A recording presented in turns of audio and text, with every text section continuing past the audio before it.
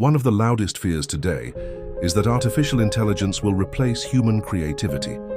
It won't. AI can remix, it can recombine, it can synthesize existing patterns, but it does not originate lived experience. Creativity is rooted in biological existence. Emotion, memory, suffering, joy, risk, embodiment. AI has no biography. It cannot feel heartbreak. It cannot fear mortality. It cannot experience wonder. It can simulate those expressions based on patterns in human writing. But simulation is not origin.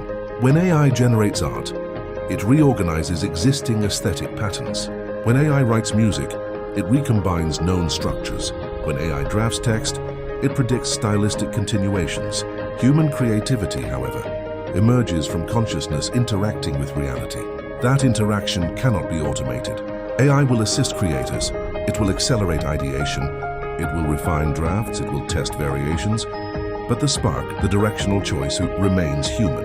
The future artist becomes a conductor of systems. The architect becomes an orchestrator of tools. Creativity does not disappear. It evolves upward. AI is not replacing creativity. It is removing friction. The human imagination remains the engine.